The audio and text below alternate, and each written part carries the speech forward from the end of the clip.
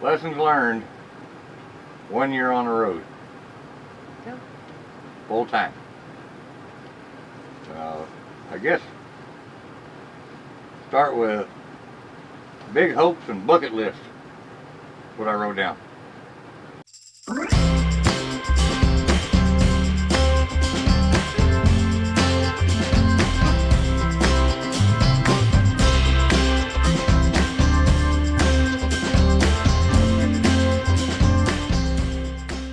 What's your big hopes and bucket list? Well, it was your bucket list we was doing, for the most part. Well, you went to your space thing. Yeah, we did that. That was cool. You know, living on the road.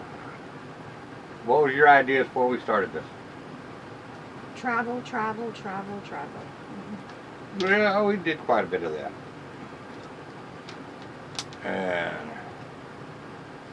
got to see some pretty cool places, some places you wanted to go, and fixing to go a lot more places that you want to go. And we're going to go visit more grandkids and have a great time with that. Money. Really, there's not that much difference in the money. No. From the house, the mortgage, to gas bill, and But it will be. Once everything's paid off over there. well, that doesn't matter. But I'm talking about the gas bill, as in fueling this big SOB, and the lot rents, stuff like that. The lot rents of some of these places ain't cheap. Some of them are really cheap. We Yeah, found them some as of- cheap as $12 a night. Yeah, some of them cheap.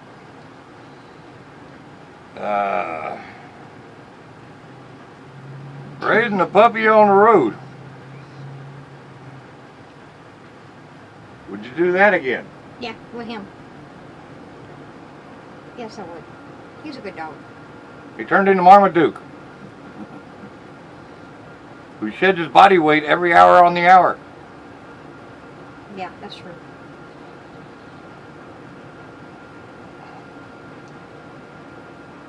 Fishing or adventures? Fishing or adventures?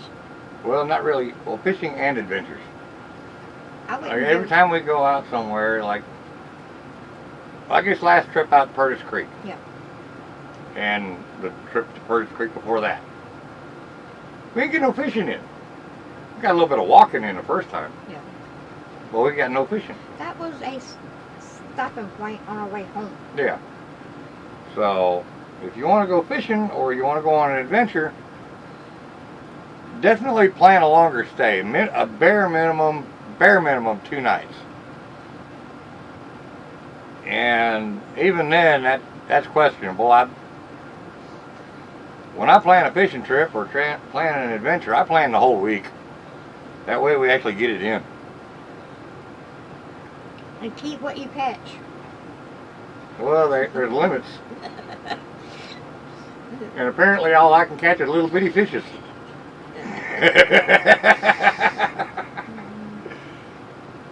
You've definitely mastered the little bitty fishes. Yeah.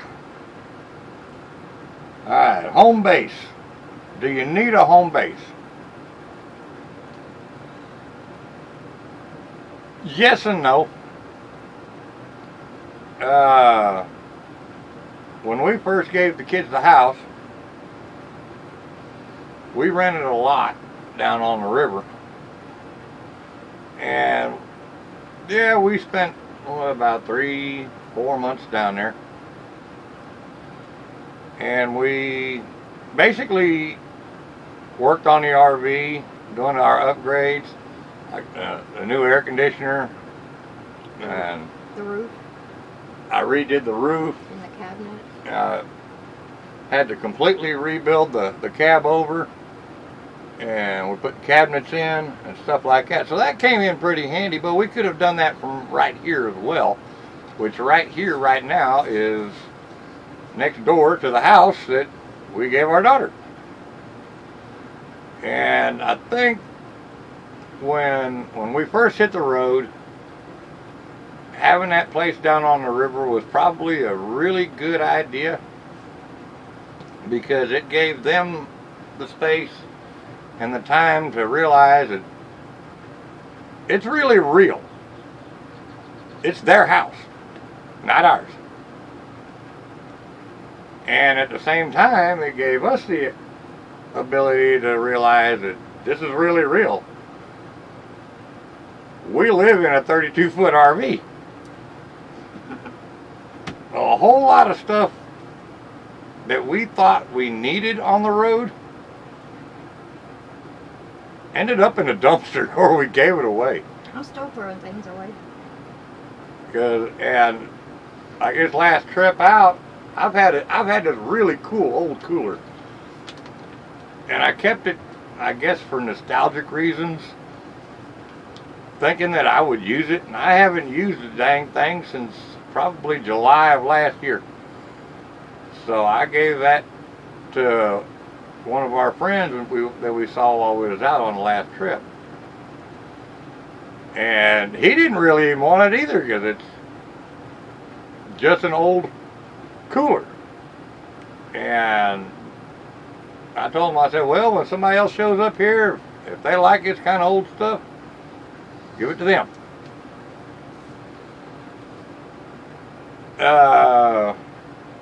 The home base, yeah, it's good to have a place to call home. And some place to come back to. And renting a lot away from here, well, we was up in Oklahoma and my daughter chewed my butt out because we wasn't here. So we came back here. Now, we still got to do a little work on this place. Make it fit the RV a little bit better. So I'll probably wire in an actual RV plug instead of running a 50-foot extension cord to the side of the house. And we're going to put down pavers so we're not tearing up the yard every time we pull in or come back. Home base, I think it's good. Cooking. Planning your meals.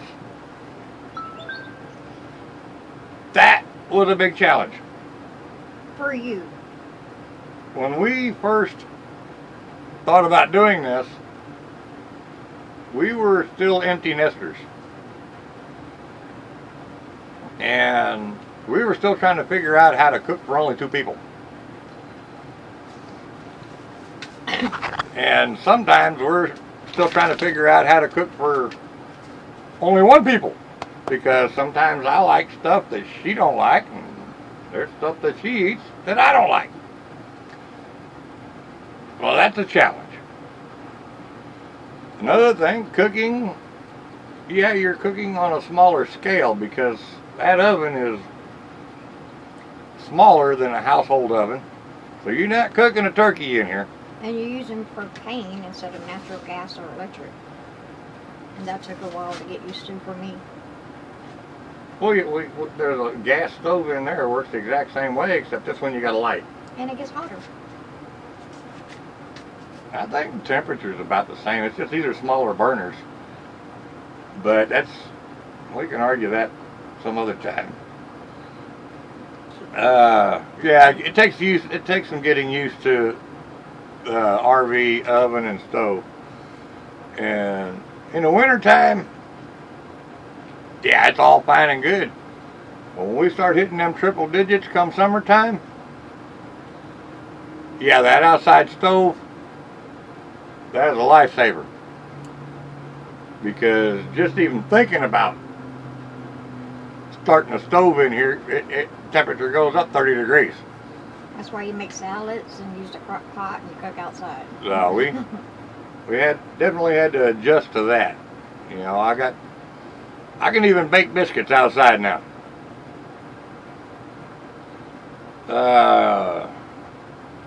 Dump stations. Yeah. That's a challenge.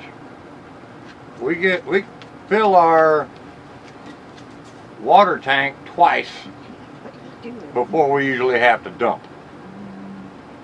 So that was, for us, that's kind of a rule of thumb. Once we fill that water tank the second time, we got to start thinking about where to dump at. And a lesson learned, going out to the state park to just use the dump station, will get you in a lot of trouble.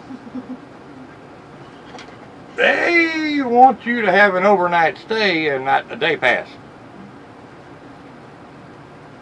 That was an interesting interaction. Because apparently it's a popular thing to do, and it's a big no-no.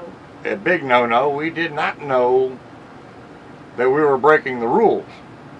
We thought we paid our way in, we can use this thing. Nope, that ain't how it works. The sewer costs are paid for by camping fees at state parks in Texas. So if you dump out at the state park, you have to have an overnight pass for camping. Which is okay. Which that don't bother me. Fresh water, well, we get fresh water here at the house most of the time. I try not to use the water out at the campsites because a lot of the times it's either very low water pressure You are not or very high water pressure. You are not a lap dog. And I've had to turn our regulator up all the way, and I've had to turn our regulator down all the way, just so we're not popping the lines in here. Next one on here is safety and security. Honestly, not been a problem. No. Storage. That has always been an issue. That's a major problem. And that goes right back to downsizing from a house to an RV.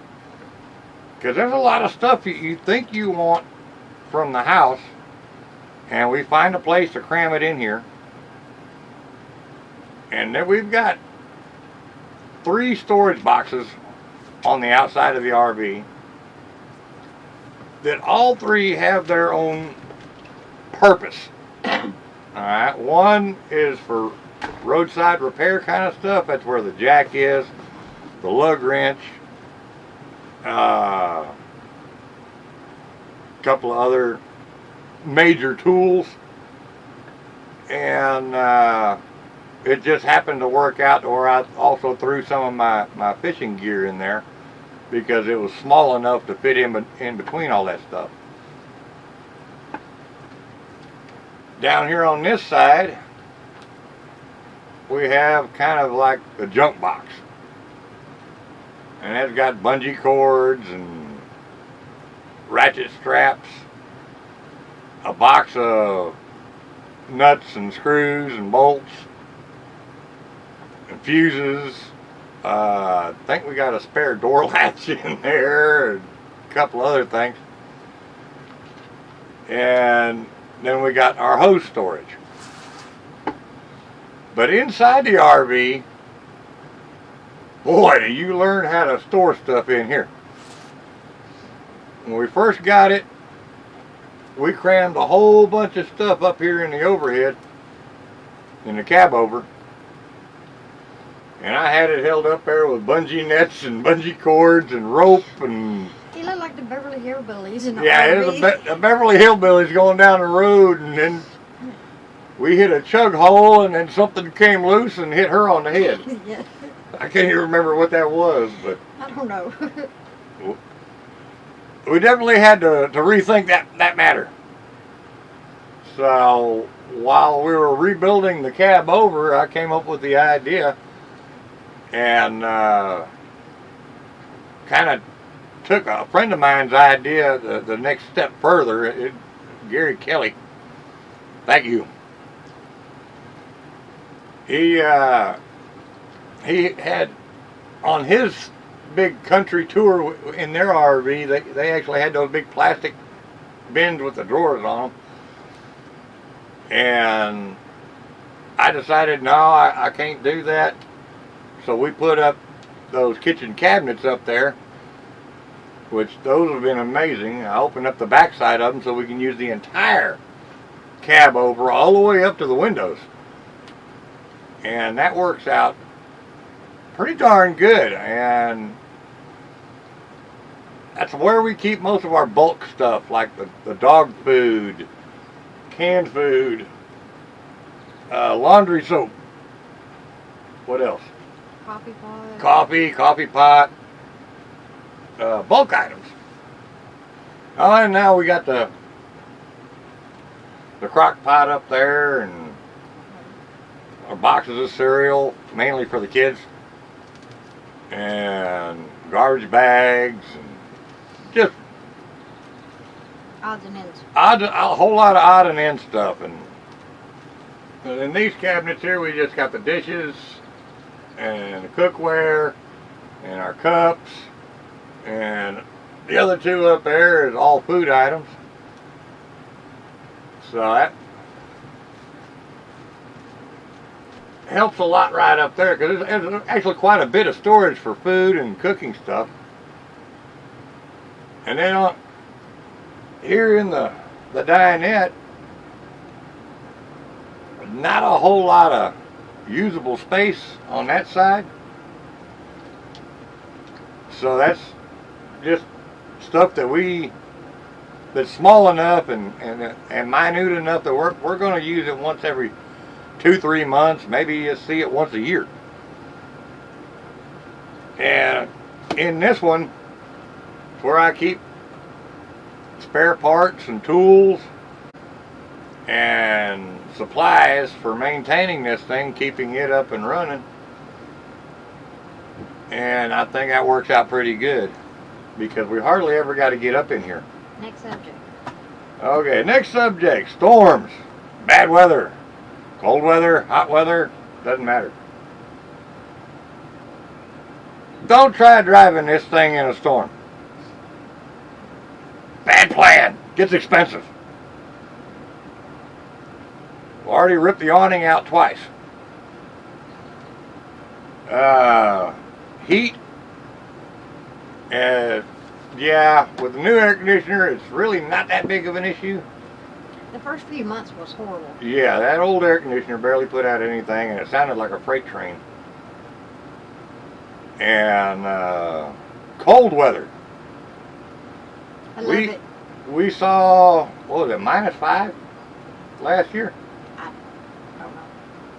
I think we saw -5 with this thing, and we were actually very comfortable. Yeah, we went through propane like that. Because of him. But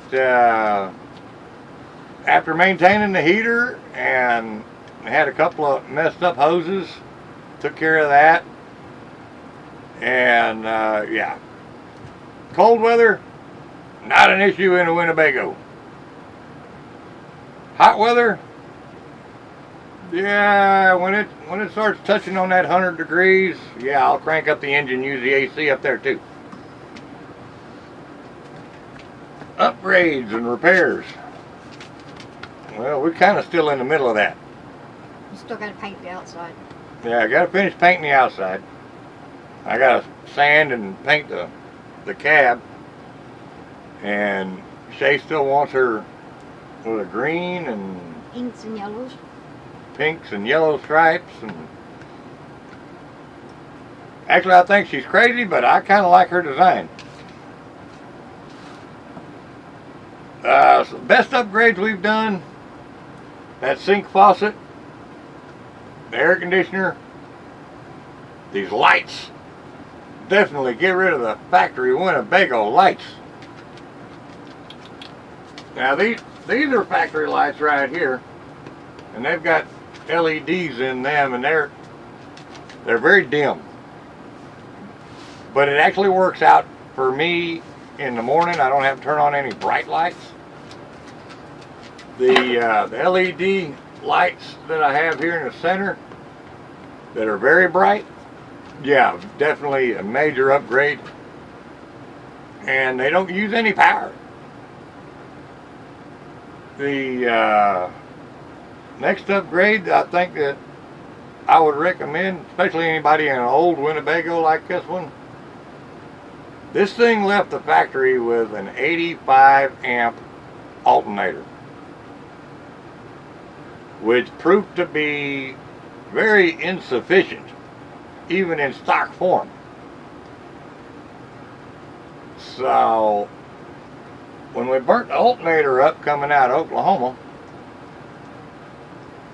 we had, I had just installed solar power on the roof of this thing, and by some miracle, we made it home just on the solar panels. We didn't know until we got back down to the river that we burnt the alternator up. So, definitely keep an eye on your alternator. The solar system, I think, this is 200 watt Renogy system. More than sufficient for our needs. I always say check, check, double check. Like your extension cords, we almost had a fire. Yeah. Check your battery terminal. Just check, check, Yeah. check. Always check. Yeah, we've almost had electrical fires on this thing twice. Well, the one that was actually an electrical fire. Yeah, that was scary. But thank God I was able to get it outside really fast. We got lucky on that. Next. Okay, we already pretty much covered that. Housekeeping. Don't be lazy and help your spouse. Oh, living with Marmaduke here, which I swear he sheds his body weight every day. I don't know if you ever heard the term before. I think I'm the one who made it up. Is we get a Build-A-Dog kit 3 times a day. Well, between him and the grandkids and the rain, I feel like I'm sweeping and mopping 100 times a day. Yeah. If you're ever in the military and went to what we called the sandbox, all of the gear that you kept coming back from there, you're still finding sand in it 20 years later. That's how an RV is. We're still sweeping the Texas beach out of this thing. Sand is everywhere. In places you'd never expect. And when we first moved in here, that was my number one rule. Because somebody is a clutter bug. And everything needs to have a place. And it needs to be put back in that place. Yeah. Oh. You'll definitely learn housekeeping. Old RV. Trustworthy, not trustworthy. Personally, I think this old Winnebago is probably assembled better than most of the new ones. Because I'm constantly hearing about these newer RVs messing up in the first year. You know, this thing here is 34 years old, 36 years old, something like that. And for the most part, it's pretty solid. And what do you miss from the house compared to what you don't have in an RV? Name something.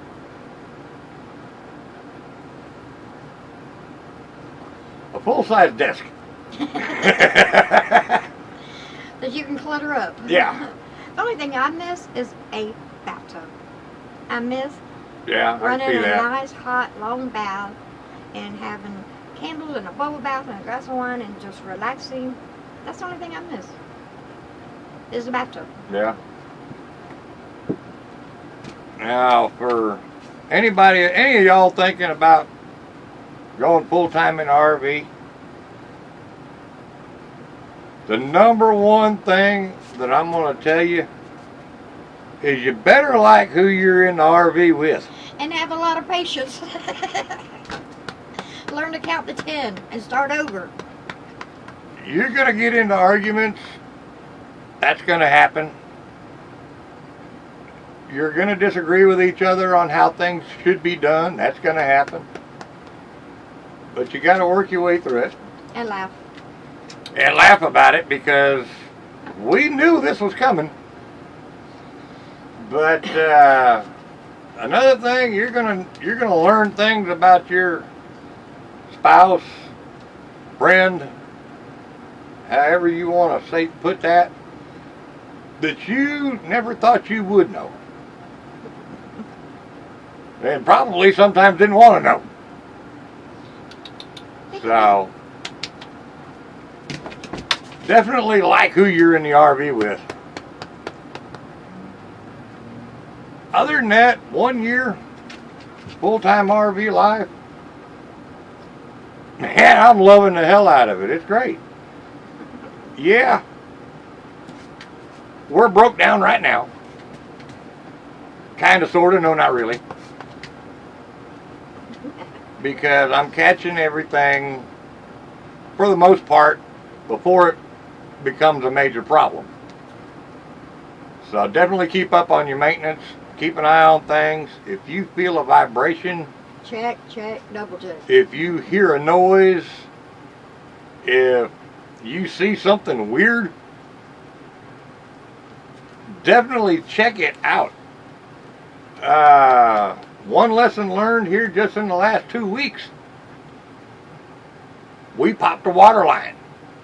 Yeah, we did. And the water pump was turned on, so it drained that water tank like that. And where did it drain it? All over the floor in the bathroom. Well, luckily I caught it within a minute. But it still dumped all that water out. Yeah. Now, thankfully, there is a drain under the cabinet in the bathroom, so most of that water just ran straight out. I did have to leave the cabinet doors open and run the heater for a little bit to get the rest of it out, but we caught it fast enough. If we were driving down the road and had the pump on still, we could have been watching water flow right up here between these seats. So it troubles her because you got to turn the pump on, turn the pump back off. But if we pop another line, at least we're not going to have soaked carpet up here. So that's one of the lessons learned. That's pretty much wraps it up.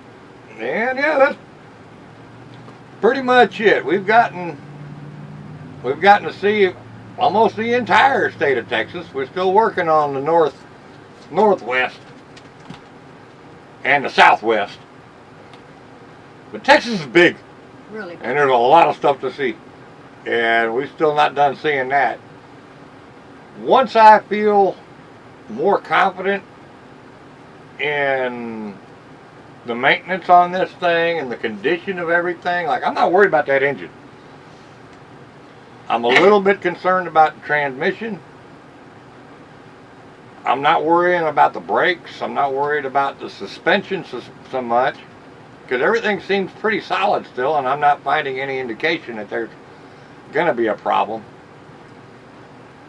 But this thing's heavy, so that transmission does worry me. So we're fixing to open that thing up and take a look.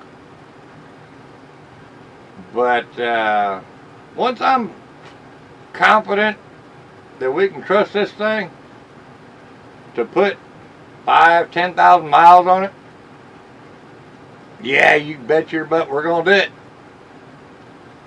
Because I don't plan on parting with this thing until it's scrapyard worthy. We're going to run this thing to the ground and have a ball doing it. So, definitely, would I do it again? Yeah. In a heartbeat. I love it. Yeah, it's a big change of life. But more up here than it is anything else. And definitely, like who you with.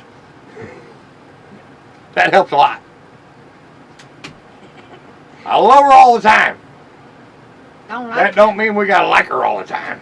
And that don't mean she gotta like me all the time.